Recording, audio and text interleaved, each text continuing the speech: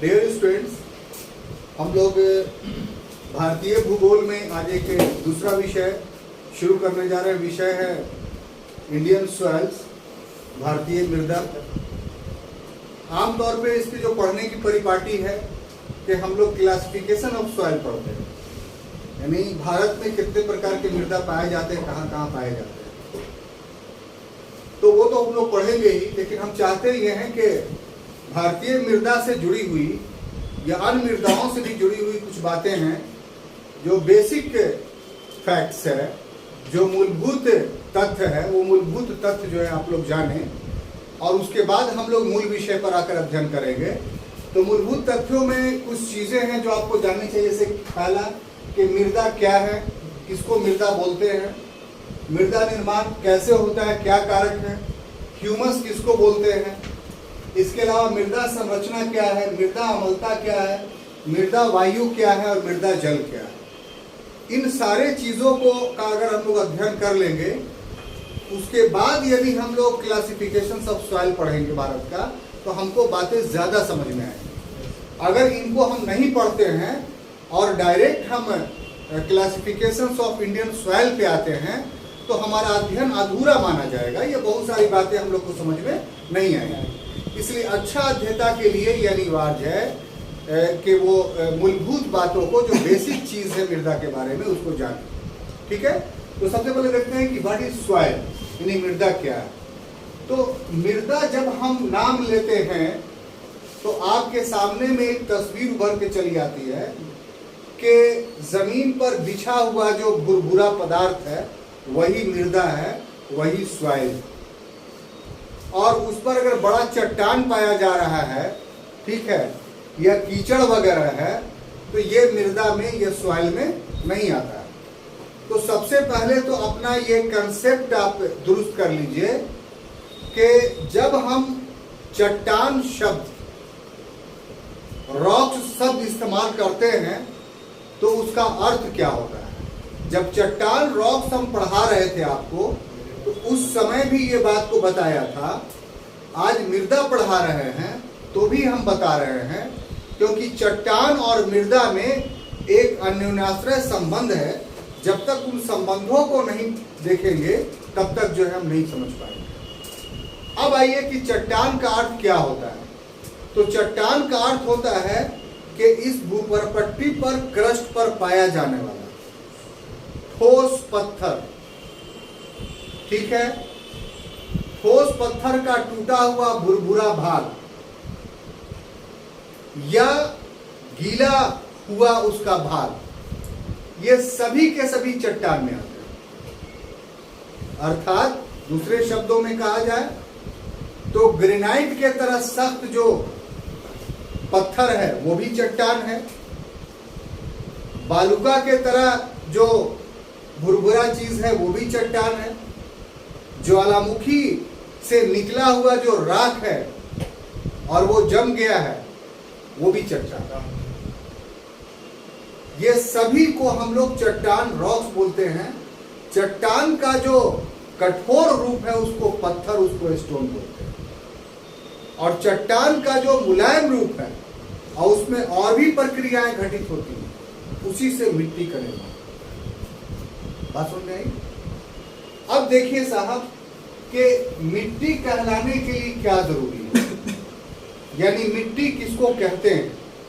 तो उसमें 5 बातों को आपको समझना है। सबसे पहले कि भूपृष्ठ पर जो ऊपरी सरफेस है उसका ऐसा भाग जो पौधे के उत्पत्ति और विकास में सहायक, महीन कण, ये पहला शब्द है। तो ये महीन कण है, ये भी चट्टान है, और जो पत्थर है वो भी चट्टान है। लेकिन पत्थर मिट्टी नहीं बनेगा मुन्ना भाई। क्यों? इसलिए कि उसमें जो है पौधे की उत्पत्ति और विकास में सहायक वो नहीं होगा। लेकिन चट्टान का वो भाग जो महीन कण वाला हो और पौधे के उत्पत्ति और विकास, सिर्फ उत्पत्ति में ही नहीं, उत्पत्ति कर दे, साथ साथ उसका विकास भी हो, तभी जो है वो मिट्टी के श्रेणी में आएगा। लेकिन अभी भी मिट्टी के श्रेणी में नहीं आएगा। उसमें क्या चाहिए? ह्यूमस चाहिए। अब ह्यूमस क्या है उसको नीचे में हम लोग पढ़ेंगे। अभी आप यहाँ समझ लीजिए कि ह्यूमस युक्त हो, और दूसरा कि अपक्षयित जैविक पदार्थ हो। अपक्षयित जैविक पदार्थ मतलब कि जैसे पेड़, जैसे कोई जानवर मर गया, तो मर जाने के बाद अपक्षयित यानी डीकम्पोज हो, वो डीकम्पोज जो हो जाता है तो उससे क्या होता है कि एक रासायनिक केमिकल रिएक्शंस होता है उसके डीकम्पोजिशन में, जिसके वजह से जो मृदा होती है उसकी उर्वरता बढ़ जाती है। ह्यूमस भी उसी से बनेगा या अपक्षयित पदार्थ से। दोनों में डिफरेंस है कि ये पूर्ण मिट्टी बन जाएगा और ये पूर्ण मिट्टी नहीं बनेगा, ठीक है। उसके बाद मृदा के अंदर जल होता है, जल की भी उपस्थिति चाहिए। मृदा के अंदर वायु होती है, वायु की भी उपस्थिति चाहिए। मृदा जल क्या है, मृदा वायु क्या है, ह्यूमस क्या है, ये सब आगे हम लोग पढ़ेंगे। यहाँ आपको जानना क्या है कि ये पांचों चीजें जो हैं वो मेंटल के ऊपर में, आप जानते हैं कि 100 किलोमीटर तक क्रस्ट है, क्रस्ट के बाद मेंटल आता है, तो मेंटल का थोड़ा भाग और उसके बाद पूरा क्रस्ट, इसको दोनों को मिलाकर के रेगोलिथ बोला जाता है। या इसको ऐसे कह लीजिए कि मेंटल का ऊपरी भाग और क्रस्ट का पूरा भाग, होल भाग, ये जो मिल जाता है तो इसी को हम लोग क्या बोलते हैं, रेगोलिथ। ये रेगोलिथ का पूरा भाग ही मृदा है, ये मिट्टी। यानी मिट्टी जब आप कहते हैं तो इसका अर्थ ये नहीं है कि भूपरपट्टी का ऊपर भाग कि कुदाल से जो है हम कोड़े तो निकल गया वही मिट्टी हो गई। यस, माने regolith is equal to soil या मिट्टी, ज्योग्राफी की भाषा में। बात समझ में आ गई। अब आइए कि इसका निर्माण कैसे होता है, यह सबसे महत्वपूर्ण बात है। मिट्टी बनती कैसे? तो मिट्टी बनने में बहुत सारा फैक्टर काम करता है। उसमें सबसे पहला है मूल चट्टान, जिसको हम लोग बोलते हैं पेरेंट्स रॉक।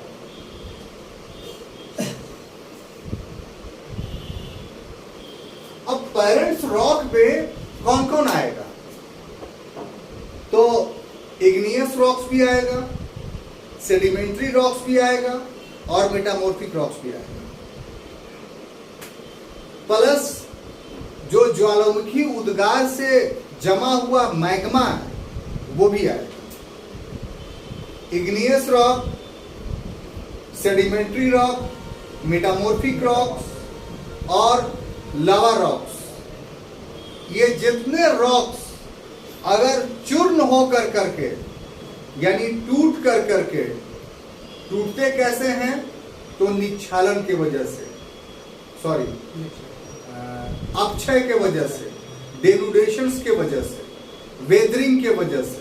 अपक्षय का अर्थ इंग्लिश क्या? वेदरिंग। तो वेदरिंग में फिजिकल, केमिकल और सभी प्रोसेस आ जाते हैं। वो पूर्व के क्लास में पढ़ चुके हैं, भूल गए होंगे तो वो पढ़िएगा, पृथ्वी पर बनने वाली स्थलाकृतियां, तो उसमें सारा उस कैसेट में आपको मिल जाएगा। तो लाभ यही है कि मान लीजिए कहीं पर आप भूल रहे हैं कोई चीज़, बुक्स देखने का मन नहीं, बुक में भी आप देख सकते हैं, थके हुए हैं तो आपके पास मोबाइल है, ग्रुप का वीडियो है, उसमें उस सेक्शन को आप, हमने सबको प्ले लिस्ट में अलग अलग कर दिया है, तो आप देखिएगा तो फौरन आपको आ जाएगा। बढ़ा करके देख लीजिए कि खाली यही सेक्शन सुनना है तो वो भी आप आ जाएगा। तो वेदरिंग की प्रक्रिया के वजह से इसमें टूटन फूटन होता है। किसमें? चट्टान में। चट्टान में। और उसके बाद वो जो है भुरभुरा बन जाता है। अब उस पर, उस चट्टान पर जो भुरभुरा बना, उच्चावच यानी रिलीफ, रिलीफ का यहाँ पर क्या अर्थ हुआ कि ऊंचाई और नीचाई, इसका प्रभाव पड़ता है। ऊंचाई नीचाई के बहुत सारे प्रभाव पड़ेंगे। ऊंचा से कोई चीज गिरेगा तो और चूर्ण होगा, वो नीचे गिरेगा, बहेगा तो उसमें और घर्षण होगा।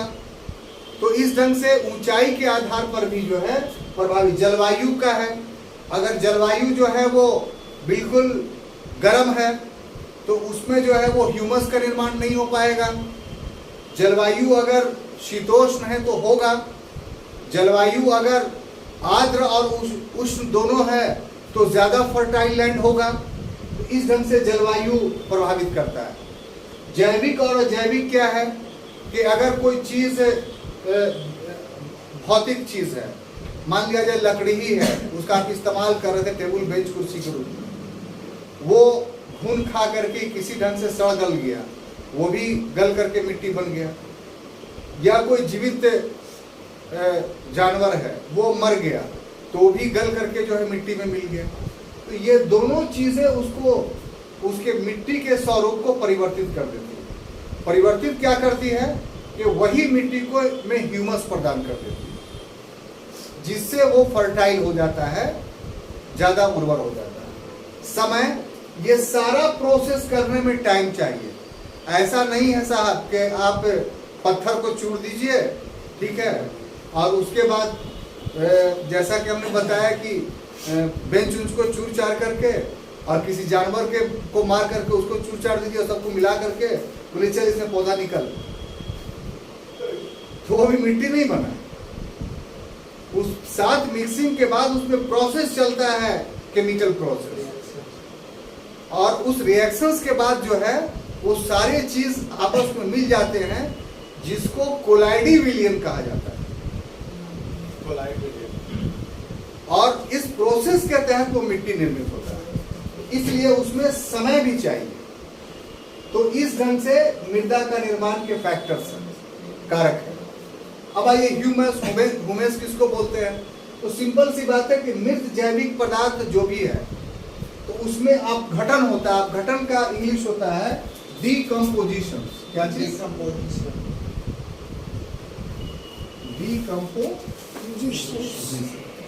डीकम्पोजिशन क्या है? ये बैक्टीरिया इसमें भाग लेता है, जीवाणु। वो क्या करता है कि सबसे बड़ा डीकम्पोजर है, तो वो उसमें सड़न पैदा करता है, उसके स्वरूप को परिवर्तित कर देता है, और फिर उसका स्वरूप परिवर्तित कर गया तो वो डिकम्पोज हो गया। और डिकम्पोज की जो उसकी अवस्था होती है बिल्कुल भुरभुरा होती है, अपना अस्तित्व वो नहीं रख पाती है, वो अपने अस्तित्व को दूसरे में विलीन कर देती है। तो ये विलीनता की जो कैपेसिटी होती है ना, इसी को जो है अपघटन या डिकम्पोजिशन बोलते हैं। जैसे आपको एग्जांपल देंगे तो आप समझ जाइएगा। आपके घर में खाना वाना बच जाता है तो घर की औरतें जो है बाहर में फेंक देती हैं। तो अगर ऐसे ही बार बार फेंकती रही, कहीं पर जमा हुआ है तो महकने लगता है। तो जिस समय महकता है उस समय आप समझ जाइए कि डिकम्पोज हो रहा है। और जब पूर्ण रूप से डिकम्पोज हो जाता है तो फिर महक बंद हो जाती है, नहीं होती है। कोई जानवर है वो गोबर कर दिया, जिसमें गोबर करता है उसमें महकता है, कुछ देर दिनों तक महकता रहता है, फिर देखिए कि सूख जाता है, काला हो जाता है, फिर उसकी महक खत्म हो जाती है। मतलब कि वो अपघटित हो गया, डिकम्पोज हो गया। उसमें बैक्टीरियोफिकेशन यानी जीवाणुकरण की प्रक्रिया कंप्लीट हो गई। तो जब जैविक पदार्थ, मृत जैविक पदार्थ का अपघटन हो जाता है तो इस अपघटित का जो अंतिम उत्पाद है वही ह्यूमस कहलाता है। और ये ह्यूमस क्या है कि उर्वरता को बनाए रखता है।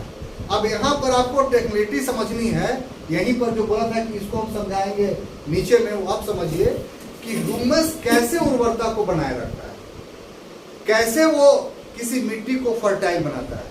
तो हमने तो आपको अभी बताया ना कि मिट्टी का पेरेंट सब्सटेंस क्या है? तो पत्थर नहीं, पत्थर बोलिए, स्टोन बोलिए, चट्टान में तो मिट्टी खुद आ गया। ज्योग्राफी जब पढ़ रहे हैं तो आपको टर्मिनोलॉजी पर ध्यान देना पड़ेगा। पत्थर, स्टोन, स्टोन का टूटा हुआ भाग है। तो स्टोन का टूटा हुआ भाग क्या होगा? बालू। तो अब बालू में कोई चीज पैदा होगा? अगर बालू में कोई चीज पैदा होगा तो पूरा फल्गु नदी में पेड़ निकल जाता। तो फल्गु नदी में पेड़ क्यों नहीं निकला? कि फल्गु नदी में सिर्फ बालू है। अब देखिए कि उस बालू में जो सड़े गले पेड़ पौधे या जानवर के अवशेष वहां पर पड़े और वो डिकम्पोज हो गया। तो अब बालू और वो जो डिकम्पोज वस्तु था, अंतिम उत्पाद, वो आपस में मिल गए। तो आपस में जब मिले तो क्या हुआ कि बालू के नेचर को चेंज कर दिया। बालू के नेचर को क्या चेंज कर दिया कि पहले बालू में नाइट्रोजन नहीं था। ये जो डिकम्पोज हुआ सोनू भाई, ये तो नाइट्रोजन ही सब्सटेंस बन गया ना, नाइट्रोजन ही पदार्थ। तो पौधे उत्पन्न करने की सलाहियत नाइट्रोजन ही पदार्थ में ही होता है। तो सिर्फ यही काम नहीं किया वो ह्यूमस, बल्कि दूसरा काम यह किया कि बालू में जल धारण करने की क्षमता नहीं रहती है। जल डालिएगा उसमें बह जाएगा, नीचे चला जाएगा। लेकिन जब उसमें ह्यूमस मिला हुआ है तो ह्यूमस तो नाइट्रोजन है ही है, वो तो एक अलग हो गया, प्लस बालू में जल धारण करने की क्षमता भी बढ़ा दिया। अब उस इलाका में जो है जल कुछ देर तक रुका रहेगा, तो जल रुका रहेगा तो पादप के लिए जल की नियमित आपूर्ति आवश्यक है। तो ये ह्यूमस के चले जाने से पादप को कितना लाभ हुआ कि जो पादप बनने के लिए जो नाइट्रोजनी पदार्थ चाहिए था वो उससे मिल गया, जो जल चाहिए था वो उससे मिल गया। तो इस प्रकार से ह्यूमस जब मिलता है तो उससे जो है उर्वरता बढ़ जाती है। जितना ह्यूमस मिला रहेगा उतना ज्यादा उस उर्वरता ज्यादा रहेगी। यही चीज कम होता जाता है, जिसके वजह से मृदा क्या होती है, ऊसर हो जाती है, फिर ऊसर के बाद बंजर हो जाती है। तो इसीलिए कहा जाता है कि पेड़ पौधे का खरपतवार या जानवरों का मल मूत्र जो है इकट्ठा करके खेत में हर वर्ष बिछा देना चाहिए, ताकि उसकी ह्यूमस जो है वो हमेशा हर साल मिलता रहे। बात समझ में आई? अब देखिए कि मृदा की संरचना, सॉइल टेक्सचर, तो इसका जुड़ाव इसी से है कि अब देखिए कि उसमें कितना प्रतिशत ह्यूमस मिला हुआ है। तो ह्यूमस जितना मिला रहेगा, ठीक है, तो उसकी प्रतिशतता के आधार पर उसका टेक्सचर यानी मृदा का नाप, मृदा का नाप का अर्थ क्या हुआ कि मृदा के जो वो कण हैं वो कितने व्यास के हैं। तो मृदा के कणों के व्यास में दो बातें हैं, एक कि उसको नापते कैसे हैं, और दूसरा कि जो व्यास है उस व्यास की प्रकृति क्या है। तो नापते हैं उसको मिलीमीटर, मृदा के व्यास, और उसका और नीचे का जो नाप का यूनिट है वो माइक्रोमीटर। तो माइक्रोमीटर में हम लोग नहीं नापते हैं, हम लोग मिलीमीटर में नापते हैं। तो जो मृदा के कण है, उस कण का जो व्यास है, उस व्यास के आधार पर मृदा का जो संरचना बनेगा वो तीन तरह का बनेगा। कितने तरह का? तीन। एक है चिकनी मिट्टी। अब देखिए चिकनी मिट्टी कैसे बन जाता है। तो हमने बताया आपको कि जो पेरेंटल रॉक्स हैं उसमें 4 ग्रुप हमने बताया, कॉन, इग्नियस, सेडिमेंट्री, मेटामॉर्फिक और लावा रॉक्स। तो लावा रॉक्स जो होगा और उसमें ह्यूमस नहीं मिला रहेगा तो वो चिकनी मिट्टी बन जाएगी। मतलब उसके जो पार्टिकल्स है ना, उसको नंगी आंखों से देखना संभव नहीं है। उसको माइक्रोस्कोप पे रख करके देखिएगा तब उसके पार्टिकल दिखाई पड़ेंगे। क्यों? क्योंकि ऐसे मृदा के कण 0.002 मिलीमीटर से कम व्यास के होते। तो जिस मृदा का व्यास 0.002 मिलीमीटर से कम हो उसको कैसी मृदा बोलेंगे? चिकनी मृदा। और सिल्ट क्या हुआ कि इसमें थोड़ा जो है वो बालू मिल गया, बहुत ज्यादा नहीं, थोड़ा। तो उससे क्या हुआ कि इसका व्यास बढ़ गया। इसका व्यास क्या कि 0.02 से 0.002 मिलीमीटर का होगा, तो वो सिल्ट। इसको भी आप नंगी आंखों से नहीं देख सकते। और जो जिसमें बालू के अंश ज्यादा हो, एकदम हाथ में ले तो आपको बालू दिखाई पड़े, साथ साथ ह्यूमस भी हो, जिसका व्यास 0.05 से 0.02 मिलीमीटर तक हो, इस मृदा के कण को आप नंगी आंखों से देख सकते हैं। बलुआ मृदा में, जैसे चना बादाम वगैरह, तरबूज, खरबूज, ये सब देखे है ना, तो ये सब इस मृदा में। नदी का जो किनारे वाला इलाका है, तो नदी में नहीं, नदी से सटा हुआ जो भाग है उसमें इसी तरह का बलुआ मृदा जो है वो पाया जाएगा, जहाँ इस तरह के जो है वो चीजें पैदा होंगी। और थोड़ा ऊपर में बढ़िएगा तो और जलोढ़ बन जाएगा, तो और ज्यादा फर्टाइल हो जाता है, क्योंकि उसमें ह्यूमस की मात्रा और ज्यादा बढ़ जाती है। ये इतना समझ में आ गया ये चीज, यानी सॉइल टेक्सचर क्या होता है। तो सॉइल टेक्सचर का मतलब कि सॉइल के रूप आप देखते हैं। अब एक अम्लता, यानी सॉइल जो होता है उसमें प्रकृति के आधार पर दो रूप उसके अम्लीय और क्षारीय होते हैं, एसिड और एल्कलाइन, एसिडिक और एल्कलाइनिक सॉइल। ये कैसे होता है ये आपको हम लोग को समझना होगा। तो इसका जो कारण है मृदा के अम्लीयता का, वो है कि हाइड्रोजन के आयन का संकेंद्रण, कंसंट्रेशंस ऑफ हाइड्रोजन आयन। देखिए शुद्ध जल जो होता है, प्योर वाटर, उसमें हाइड्रोजन का आयन संकेंद्रित नहीं होता।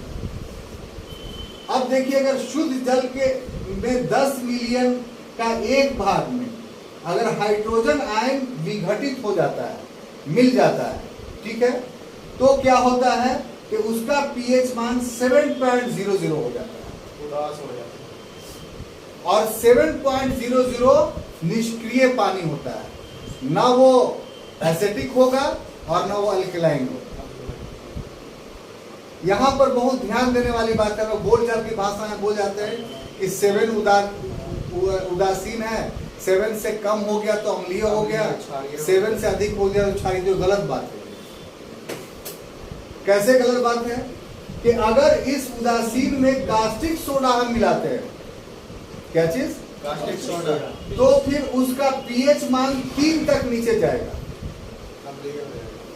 और इसमें अगर उसका अम्लीयता 7 पॉइंट, यानी जो कास्टिक सोडा मिलाने के वजह से उसका हाइड्रोजन आयन 7.2 से कम हो जाता है अगर, ठीक है, हाइड्रोजन आयन 7.00 है तो उदासीन है, हाइड्रोजन आयन 7.2 से कम हो गया, किसके वजह से, कास्टिक सोडा मिलाने की वजह से, तो 7.2 से कम होगा तो उस वैसे जल को अम्लीय जल बोलेंगे।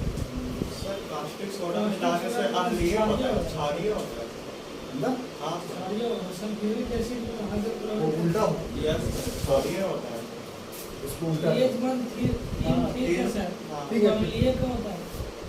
ये हाइड्रोक्लोरिक लिखने में ये हो गया, और ये क्या हो गया, कास्टिक सोडा। आप लोग बात कर रहे थे ना, तो उसमें हम मिस कर गए। तो हाइड्रोक्लोरिक अम्ल अगर उसमें मिला है तो उसका हाइड्रोजन आयन क्या हो जाएगा, 7.2 या उससे नीचे होगा तो वो क्या हो जाएगा, अम्लीय। तो क्वेश्चन अगर रहेगा तो 7.2, 7 पर मत मारिए, 7 पॉइंट कम से ये होगा तब वो अम्लीय होगा, एसिडिक होगा।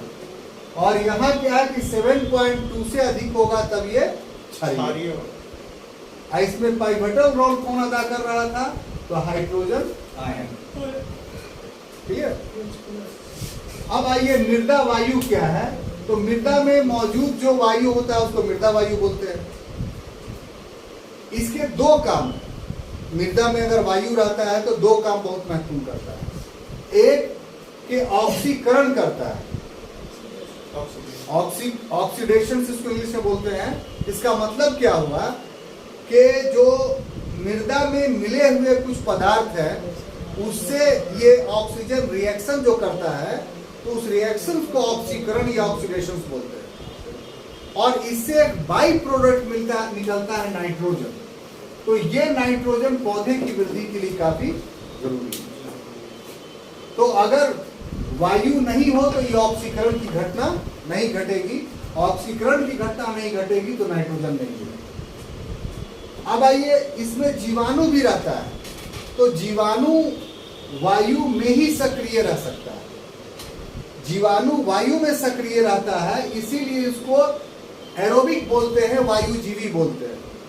अगर वायु नहीं मिलेगा तो जीवाणु निष्क्रिय हो जाएगा, सक्रिय नहीं रहेगा। और जब इसकी सक्रियता बढ़ती है तो यही जीवाणु जो है वो सड़े गले चीजों को डिकम्पोज करता है, विघटित करता है, और यही विघटित चीज ह्यूमस का निर्माण करता है। तो मतलब ये हुआ कि वायु जो मृदा में है वो नाइट्रोजन भी दे रहा है और ह्यूमस बनाने में भी मदद कर रहा है। वायु में, मृदा में जल भी होता है, तो मृदा में जो जल जो उपस्थित रहता है उसको मृदा जल बोलेंगे। ये रिश्ता है, रिस करके नीचे जाएगा। अगर आप ऊपर में जमीन पर पानी को दीजिएगा तो ऐसा नहीं कि ऊपर में रहेगा, वो रिस करके नीचे चला जाएगा। इस घटना को पेरोक्लेशंस बोलते हैं, यानी मृदा के अंदर जो जल जाता है उसको क्या बोलते हैं? पेरोक्लेशंस। अब देखिए कि ये मृदा निर्माण में सहयोगी होता है। सहयोगी कैसे होता है मृदा निर्माण में? कि बालू है, मरा हुआ जीव भी है और सब कुछ है। इसमें रासायनिक परिवर्तन तभी होगा जब उसमें जल मिलेगा, ऐसे नहीं होगा। तो इस तरीके से जल रासायनिक परिवर्तन को संभव बनाता है और साथ ही साथ जो है जैविक घटना को संभव करता है। इस वजह से जो है वो मृदा का जल जो है वो अनिवार्य है। अब देखिए कि ये बैलेंस होना चाहिए। अगर कमी होगी जल का तो भी भूमि ऊसर हो जाएगी। क्यों? क्योंकि सारी जैविक घटनाएं कम हो जाएगी, शिथिल पड़ने लगेगी, जैसे जैसे जल की कमी होगी वैसे वैसे। और अगर जल की अधिकता हो जाएगी तो भी जो है जैविक घटनाएं उसमें खत्म हो जाएंगी, माने मिट्टी में। तो इसलिए वाटर लॉगिंग भी मिट्टी के लिए नुकसानदेह है, उससे भी भूमि जो है अनुर्वर होती है। और जल की कमी भी मिट्टी के लिए हानिकारक है, क्योंकि उससे भी जो है वो उसकी उर्वरता प्रभावित होती है।